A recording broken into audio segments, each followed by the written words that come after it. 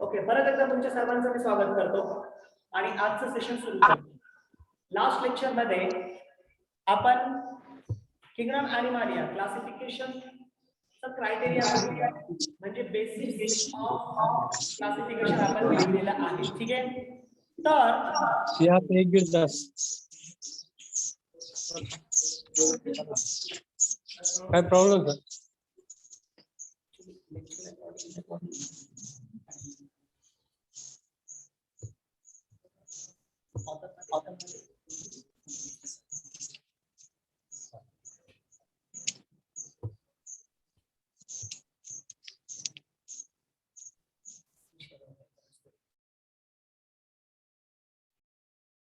कुणीही आपली screen share करायची नाहीये.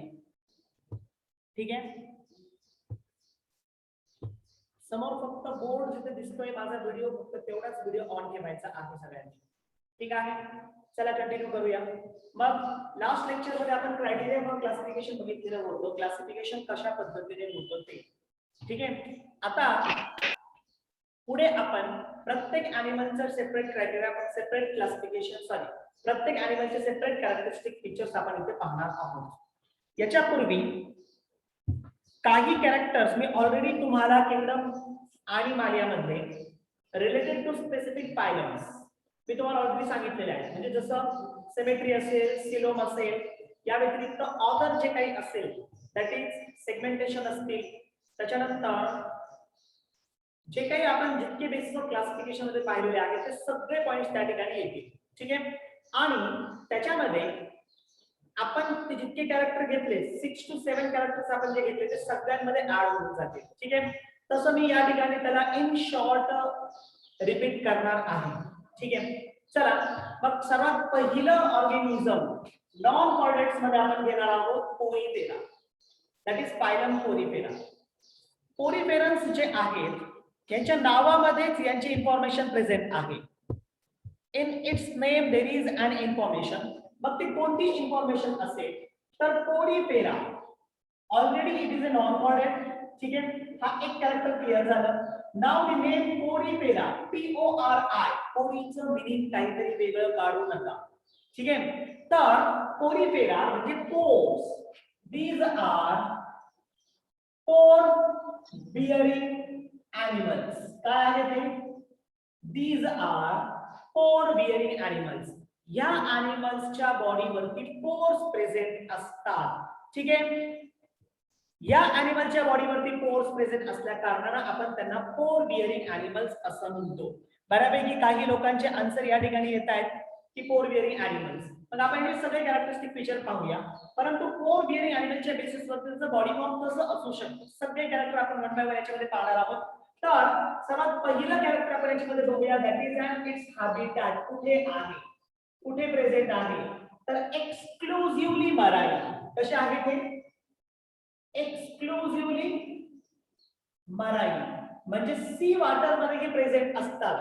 बट सम फॉर्म, काही फॉर्म असे आहेत जे तुम्हाला फ्रेश वॉटर मध्ये पाहायला भेटेल.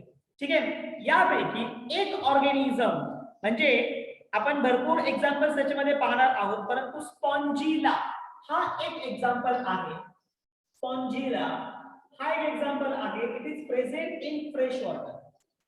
It is present in fresh water. अशा पाण्यामध्ये जर हे असतील, these are present in water, पाण्यामध्ये जर हे प्रेझेंट असतील तर inside water they are sedentary. कसे आहेत ते? दे आर सिडेंटरी. सिडेंटरी म्हणजे काय? सिडेंटरी म्हणजे they are attached to the substratum. ते सबस्ट्रॅटमला काय आहेत? अटॅच्ड आहे. तुम्ही इथे हा सायकॉन पहा. या ठिकाणी मी एक फिगर काढतो सायकॉनची.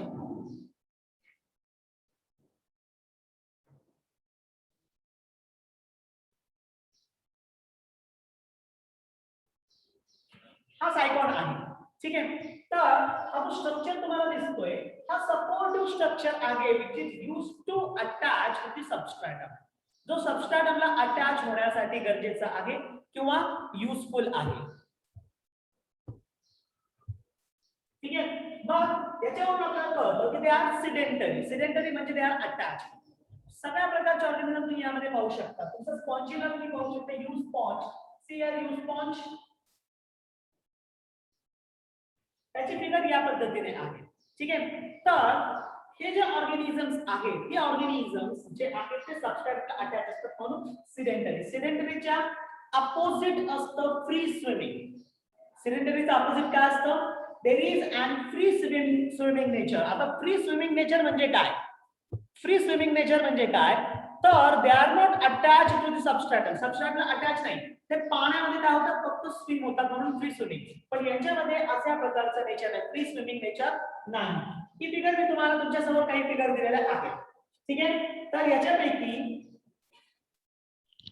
जी पहिली फिगर आहे तो आहे सायकॉन आणि सेकंड आहे euspongia. This is a sycon and it is euspongia. ठीक आहे. चला पुढे जाऊया आपण. हा एक कॅरेक्टर झाला. Now the second character, it's body form. याची बॉडी कशी आहे? तर याचं बॉडी फॉर्म जे आहे आपण क्लिअर केलेलं आहे की पोरस बॉडी आहे. इट्स बॉडी इज पोरस. आता हे जे पोर्स आहेत, दोन प्रकारचे पोर्स याच्यामध्ये प्रेझेंट आहेत. There are many pores called as ostia. Many pores called as ossia and a single upper opening that is called as the osculum. Single जे upper position ला ओपनिंग आहे त्याला आपण काय म्हणतो? We called it osculum. यापैकी ossia हे इनहेलंट असतात. ossia are inhalant. इनहेलंट म्हणजे पाणी आतमध्ये घेणारे. इनहेलंट म्हणजे काय आहे? वॉटर आतमध्ये घेणारे, त्यांना आपण ossia म्हणतो. तर osculum, these are exhalent. These are exhalent. Exhalent म्हणजे काय? जे पाणी बाहेर टाकतात. जे पाणी बाहेर टाकतात. या ऑर्गॅनिझमची स्पेशलाइज्ड सिस्टीम आहे, that is it having the water canal system. याच्यामध्ये वॉटर कॅनल सिस्टीम आहे. पाणी आतमध्ये येतं आणि मग बॉडीच्या बाहेर चाललं जातं. पण पाणी आतमध्ये घेण्यासाठी ते असे छोटे छोटे पोर्स पूर्ण बॉडीवरती प्रेझेंट असतात, ज्यांना आपण काय म्हणतो? ऑस्शिया म्हणतो. These are the ossia.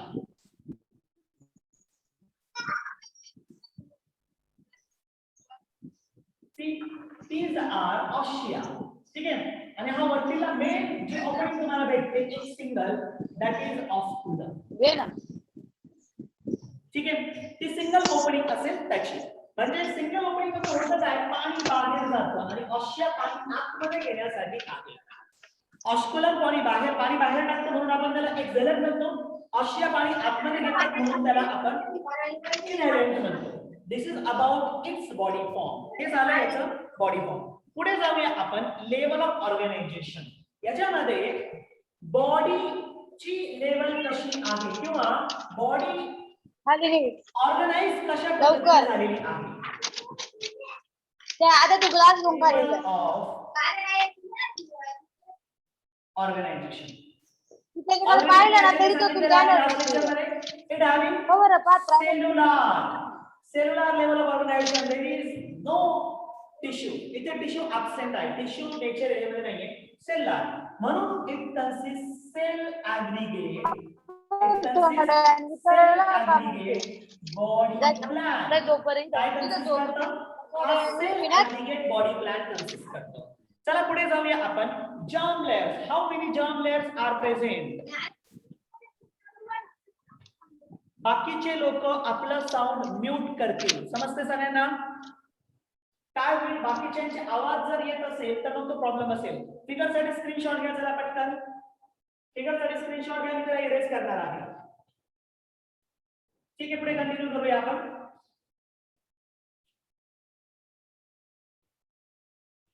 Zoom वरती असल्या कारणाने रेकॉर्डेड फॉर्म मध्ये हा लेक्चर तुम्हाला अवेलेबल होणार नाही, ध्यानात ठेवा. रेकॉर्डेड फॉर्म मध्ये लेक्चर तुम्हाला अवेलेबल होणार नाही. चला पुढे. तिसरा मी कॅरेक्टर, चौथं कॅरेक्टर ते घेतो germ layers. Germ layers. How many germ layers are present in the poriferans body? Very good. Answer दिले Yalma Menon. Diploblastic in nature. कसं आहे? डिप्लोब्लास्टिक म्हणजे फक्त दोन, एक्टोडर्म आणि मेसोडर्म. ठीक आहे. Diploblastic nature. नंतर भरपूर आन्सर आले. बोबडेचं पण आन्सर आलेलं आहे. Very good. तर जर्म लेयर जे आहेत ते डिप्लोब्लास्टिक आहे. पुढे नेक्स्ट कॅरेक्टर जो आपल्याला यांच्यामध्ये पाहायला भेटेल त्यांची सिमेट्री आहे. सिमेट्री आता मी फिगर इरेज केली पण तुमच्याकडे जी फिगर आहे तुम्ही बरोबर त्याला मधून काय करा एक प्लेन एक ऍक्सिस टाका सायकॉनला. सायकॉन दोन सेपरेट भागामध्ये डिफरन्शिएट होणार नाही. दोन सेपरेट पार्ट मध्ये डिफरन्शिएट होणार नाही. ठीक आहे म्हणजे याचा अर्थ असा आहे की दे आर असिमेट्रिकल. कशा आहेत? They are asymmetrical. यांची सिमेट्री फॉर्म होत नाही म्हणून ते कसे आहेत? असिमेट्रिकल ऑर्गॅनिझम्स आहेत. त्यानंतर पुढचं कॅरेक्टर जो आपण यांच्यामध्ये पाहूया दॅट इज सिलोम. सिलोम जरी वॉटर कॅनल सिस्टीम आहे पाण्यासाठी इंटरनल कॅव्हिटी प्रेझेंट असेल पण तरी सुद्धा बॉडी वॉल आणि गटच नाहीये डायजेस्टिव्ह सिस्टीमच नाहीये.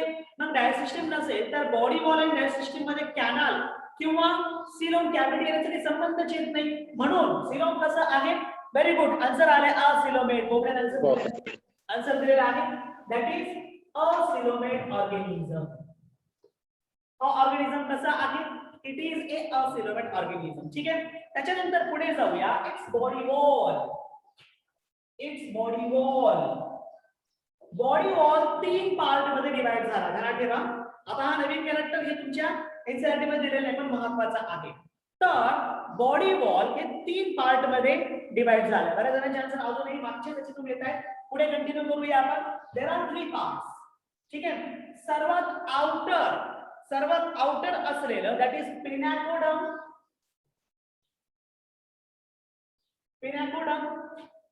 त्यानंतर सर्वात आतमध्ये असलेलं दॅट इज कोनोडम. आणि बरोबर मध्यभागी असलेलं लेअर जे आहे ते mesohyl layer. It is an mesohyl layer.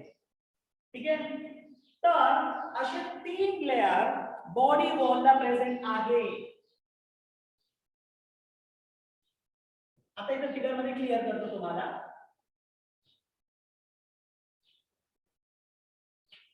ठीक आहे सायकॉन किंवा कोणत्याही एकाची बॉडी तुम्ही घ्या. काल तुम्हाला सेम स्ट्रक्चर दिलेलं होतं मी.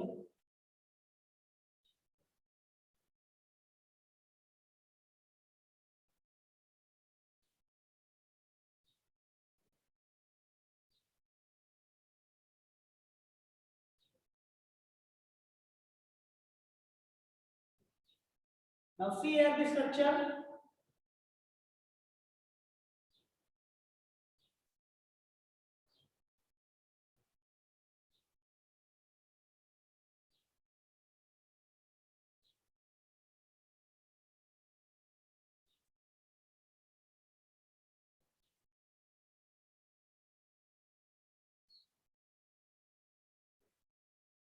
तुम्हाला हा स्ट्रक्चर दिसत असेल.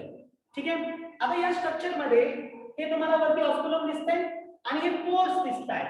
सर्वात आतमध्ये तुम्ही आलात ना हा सर्वात आतमधला layer the inner most layer that is choanoderm. हा सर्वात आतमधला लेअर आहे. याला कोनोडम असं का म्हटलं जातं? Why it is called as the choanoderm? याचं कारण आहे जे स्पेशलाइज्ड सेल्स या पोरिफेरनचे आहेत आणि सगळे महत्त्वाचे फीचर्स किंवा आपण त्याला म्हणूया महत्त्वाचे कॅरेक्टरिस्टिक्स कन्सिस्ट करतात. तर ते जे कॅरेक्टरिस्टिक्स असतील हे कॅरेक्टरिस्टिक्स इथे सर्क्युलेशन असू द्या. त्यानंतर there are may be circulations or respiration digestion किंवा अदर जे काही त्यांचे फंक्शनिंग असतील एक्सक्रीशन हे जितके काही फिजियोलॉजिकल ऍक्टिव्हिटी आहे सगळ्यासाठी रिस्पॉन्सिबल हा कोनोडम आहे जो बरोबर मधला लेअर इनर मोस्ट लेअर आहे. तर it is form by the cell called as the choanocytes. म्हणून जर तुम्हाला नीट मध्ये प्रश्न विचारला ना की पोरिफेरनचं स्पेशलाइज्ड लेअर कोणता पोरिफेरन्स मध्ये स्पेशलाइज्ड सेल्स कोणते तर कोणते आहेत ते कोनोसाइट्स. त्या चोनोसाइट पण म्हणू शकता.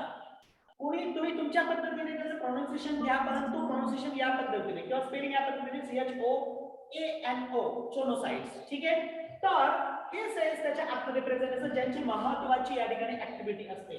सर्वात बाहेरचा पार्ट जो आहे तो पिनॅकोडमचा आहे आणि बरोबर मधला पार्ट जो आहे तो मेसोहाइल लेअर कन्सिस्ट करतो. मेसोहाइल आणि कोनोडर्म फिजियोलॉजिकल ऍक्टिव्हिटीसाठी गरजेचं आहे, कारण या ऑर्गॅनिझमकडे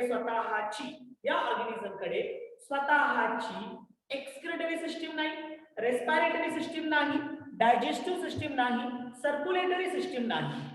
या ऑर्गॅनिझम मध्ये स्वतःची कोणत्याही प्रकारची सिस्टीम प्रेझेंट नाही. समजते तुम्हाला सगळ्यांना? ठीक आहे. म्हणून त्याच्यासाठी हे सेल्स या ठिकाणी काम करतात. आता तुम्ही पहा इथं पाणी या पद्धतीने आतमध्ये येत आहे, ऑस्ट्रियामधून सी या पद्धतीने पाणी आतमध्ये येतं, वॉटर कमिंग इनसाइड, आणि या पद्धतीने वॉटर बाहेर जातोय. म्हणजे ऑस्कुलमधून पाणी बाहेर जातो, इथून पाणी आतमध्ये येतं. पाण्याबरोबर येणारं फूड मटेरियल कोनोसाइट्स कॅच करते. पाण्याबरोबर कोनोसाइट्स एक्सक्रिटरी मटेरियल लागते, जे पाण्यातून काय होईल, बाहेर चाललं जाईल. म्हणजे जे काही असेल ते वॉटर कॅनल सिस्टीम थ्रू असेल. जे काही होणार आहे इथं काय कशा थ्रू होणार आहे ते, it is with the help of और by using the water canal system.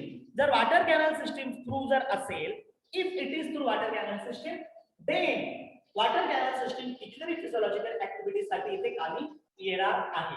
चला, मी इथपर्यंत तुम्हाला याचं स्ट्रक्चर क्लिअर केले. मग आता प्रत्येकाचं काय फंक्शन आहे, का प्रत्येक काय काम करतं पाहूया. आता हा आउटर आहे स्किन,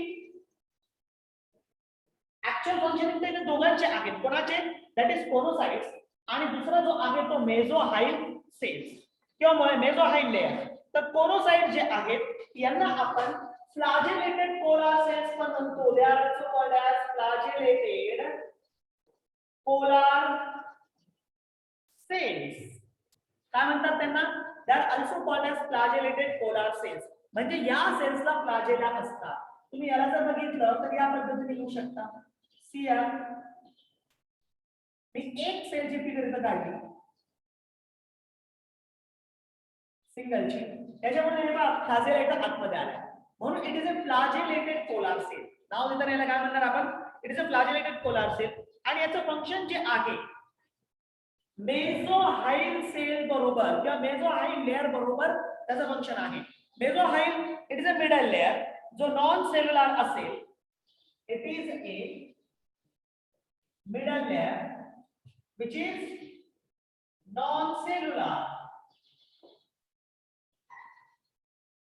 ठीक आहे. याचं एक महत्त्वाचं फंक्शन आहे. दोघांचं बरोबरीचं फंक्शन एक मी तुम्हाला देईन. याचं स्वतःचं एक महत्त्वाचं फंक्शन आहे. तो म्हणजे काय? एक स्पॉन्जिन फायबर आहे. Spongin and spicules. Spongin and spicules. Spongin हा फायबर आहे. स्पॉन्जिन इज अ फायबर आणि स्पिक्यूल जे आहेत ते कॅल्कॅरियस किंवा सिलिसियस असतात. कॅल्कॅरियस और सिलिसियस. ठीक आहे. म्हणजे कॅल्शियम पासून किंवा सिलिकॉन पासून तयार झालेले असतात, ज्यांनी दोघांनी मिळून या ठिकाणी स्केलेटन तयार केले. Both form the skeleton. मग पोरीफेराचं स्केलेटन कशाचं आहे? तर पोरीफेराचं स्केलेटन स्पॉन्जिन आणि स्पिक्यूलचं आहे. स्पॉन्जिन आणि स्पिक्यूल कोण फॉर्म करतात? तर स्पॉन्जिन आणि स्पिक्यूल तर मेसोहाइल लेअर फॉर्म करतो. ध्यानात राहील तुमच्या, mesohyl layer form the spongin and spicule. काही मुलं मध्ये येत आहेत जात आहेत, थोडस स्वतःच नेटवर्क पाहून घ्या. ठीक आहे. तर हे झालं मेसोहाइल. आता दोघांचं मिळून काय फंक्शन आहे? कोनाडर्म आणि दुसरं आहे मेसोहाइलचे. दोघांचे मिळून काय फंक्शन्स आहेत? दोघांचे मिळून आहे सर्क्युलेशन,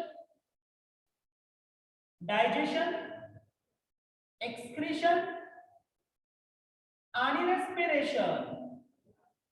नर्वस सिस्टीम इथे ऍब्सेंट असते. या दोघांचे मिळून इतके फंक्शन्स आहेत: सर्क्युलेशन, डायजेशन, एक्सक्रीशन आणि रेस्पिरेशन. ठीक आहे. याचा स्क्रीनशॉट घेऊन टाका, म्हणजे पुढच्या कॅरेक्टरिस्टिक फीचर कडे आपण जाऊ शकतो. ठीक आहे.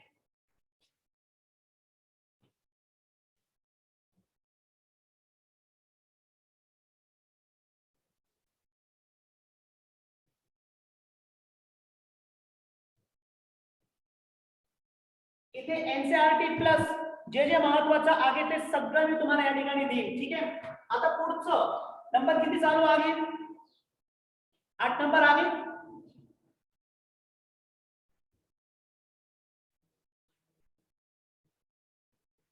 ठीक आहे.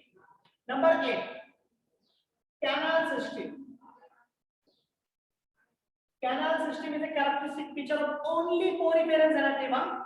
Canal system is a characteristic feature of only poriferous.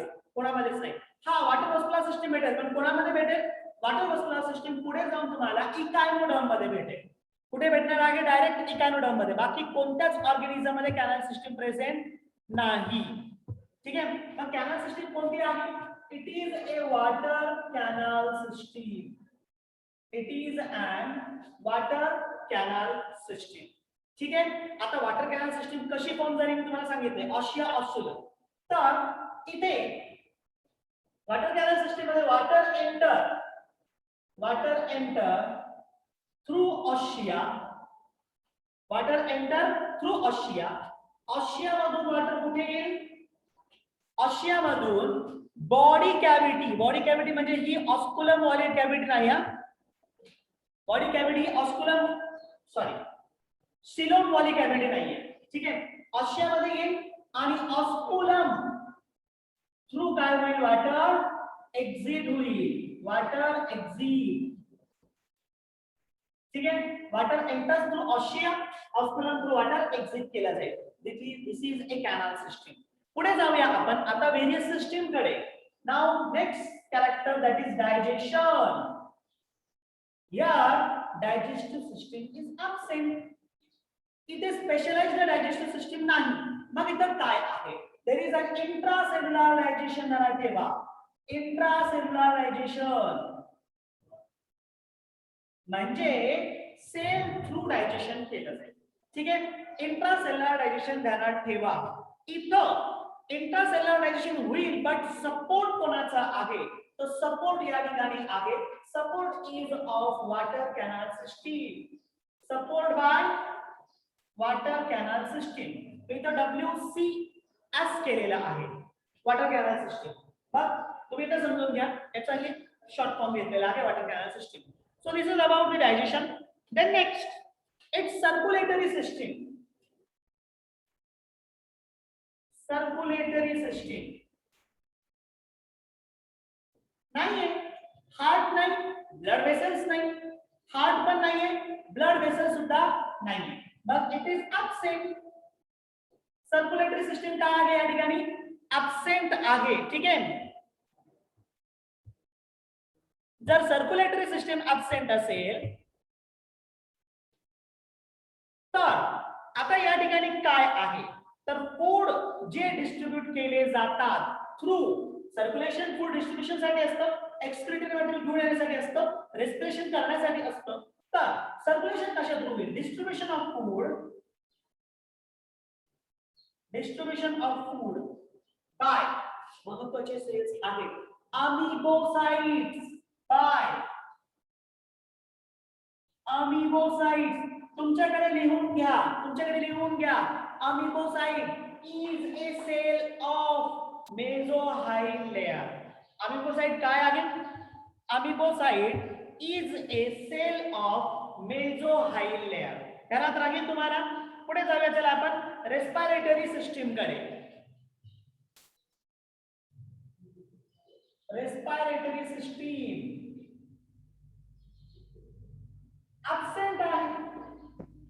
absent आहे. मग चोनोसाइट्स किंवा कोनोसाइट्स जो प्लाझ्मा मेम्ब्रेन आहे तो इथे रेस्पिरेशन करेल. म्हणजे ॲज लाईक प्रोटोझोन असं म्हणता येईल. ॲज लाईक प्रोटोझोन प्लाझ्मा मेम्ब्रेन हा काय करेल? आतमध्ये येणाऱ्या पाण्यातून ऑक्सिजन घेईल. प्लाझ्मा मेम्ब्रेन काय करेल? Plasma membrane get oxygen from the water which are came through water canal. Water canal through येणारं जे काही वॉटर असेल, पाणी असेल, त्याच्यामधून हा काय करेल? ऑक्सिजन घेणार आहे. That is about it's respiration. पुढे चला एक्सक्रीटरी सिस्टम.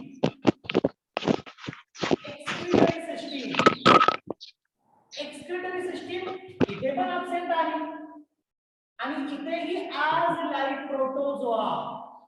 जसं प्रोटोझोआ मध्ये एक्सप्रेशन होतं तसं या ठिकाणी एक्सप्रेशन केलं जातं. पण कोणत्या प्रकारामध्ये मोडतात? Major excretory product is ammonia, कारण पाण्यात राहतं म्हणून इट कम्स अंडर बी. कशामध्ये येतील? They are comes under the ammonotelic organism. कशामध्ये येईल? Ammonotelic organism. म्हणून अमोनोटेरिझम काय सापडते त्याच्यामध्ये? Ammonotelism, those organisms which excrete their major excretory product in the form of ammonia called as ammonoteric organism. The process is called as ammonoterism. ठीक आहे, पुढे जाऊया आपण एक्सक्रीशन नंतर नर्वस सिस्टीम कडे. नर्वस सिस्टीम, आता इथे जी नर्वस सिस्टीम आहे ही नर्वस सिस्टीम पूर्णपणे अब्सेंट आहे, काहीच नाही. नर्वस सिस्टीम प्रोड्यूस झालेली आहे ते पण नर्व नेटच्या फॉर्म मध्ये, हायड्रा मध्ये म्हणजे सेरेब्रम मध्ये, इथे नाही. पुढे चला लगेच आता रिप्रोडक्टिव्ह सिस्टीम कडे किंवा रिप्रोडक्शन कडे. दोन्ही प्रकारचे रिप्रोडक्शन सापडतं, asexual as well as sexual. Asexual reproduction by fragmentation, आता हे प्रत्येकी एक्सप्लेन करण्याची गरज नाही. त्यानंतर by gemmule formation, by gemmule formation. ठीक आहे, म्हणजे बडी. याला आपण एंडोजिनस बडी म्हणतो. जिमेल फॉर्मेशन एक असा स्ट्रक्चर आहे, बाहेरून क्लिअर, त्याला प्रोटेक्टिव्ह स्पिक्युल्स आहेत, वरती एक ओपनिंग असते, वरती एक ओपनिंग असते, त्याच्यातून त्याला लागणारा मटेरियल आतमध्ये आणला जातो. आतमध्ये छोटे छोटे स्पोर्स असतात. जेव्हा फेरोमोन कंडिशन येते तेव्हा हे स्पोर बाहेर पडतात, इंडिव्हिज्युअल ऑर्गॅनिझम मध्ये कन्वर्ट होतात. जिमेल सिस्टीम याला म्हणतात, जिमेल फॉर्मेशन याला म्हणतात. काय आहे? एनक्लोज्ड स्ट्रक्चर आहे, त्याला बाहेरून स्पिक्युल्स आहेत म्हणजे प्रोटेक्शन आहे, आतमध्ये स्पोर्स असतात. त्याला जर रेस्पिरेशन साठी लागणारं मटेरियल घ्यायचं असेल तर मग मध्ये काय आहे? एक स्ट्रक्चर आहे, ओपनिंग आहे. मग जेव्हा तरी त्यांना फेरोमोन कंडिशन येते, हे अनफेरोमोन कंडिशन मध्ये होतं हा.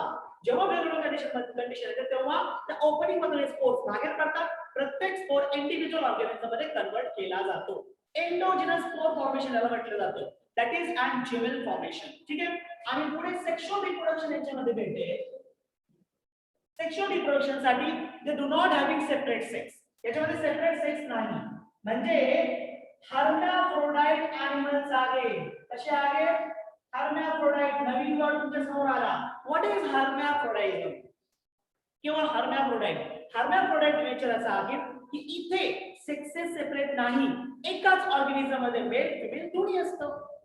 ठीक आहे, पण स्पर्म फॉर्मेशन म्हणजे मेल गॅमेट फॉर्मेशन आणि एक फॉर्मेशन म्हणजे फिमेल गॅमेट फॉर्मेशन हे वेगवेगळ्या टायमिंग मध्ये आहे. हे कसं आहे?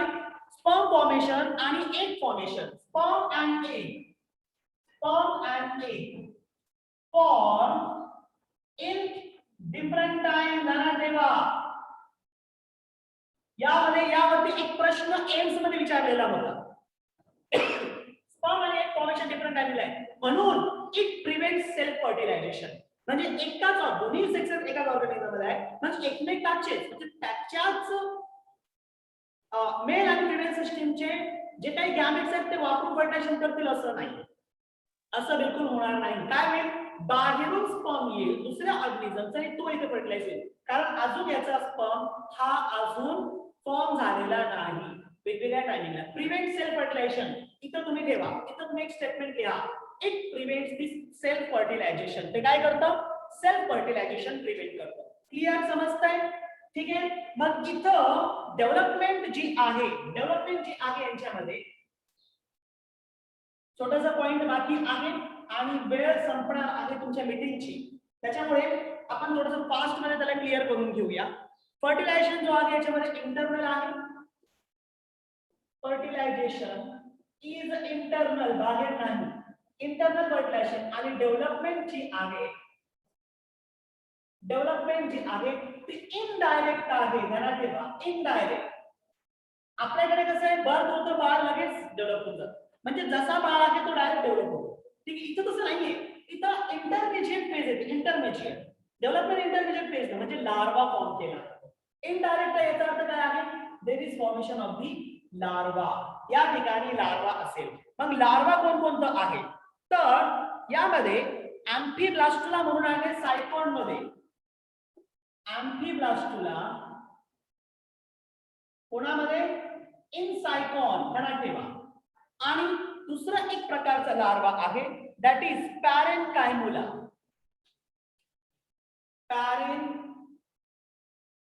कायमुला. ठीक आहे, इट इज इन हे कोणामध्ये आहे तर पॅरेंट कायमुला हा लार्वा भेटेल तुम्हाला इनटू दी ल्युकोसोलेनिया. ल्युकोसोलेनिया लार्वाचे नाव जाणार ठेवा. Amphiblastula into the sycon, parenchymula into the leucosolenia. ठीक आहे, तर ते झालं अबाउट लार्वा म्हणजे आधी लार्वा फॉर्म मग लार्वा पासून अडल्ट फेज त्यांच्यामध्ये काय म्हणून इनडायरेक्ट डेव्हलपमेंट आपल्याला याच्यामध्ये पाहायला भेटते. एक्झाम्पल सुरुवातीपासून दिले सायकॉन, त्याच्यानंतर भरपूर एक्झाम्पल दिलेले आहे स्पॉन्जिला,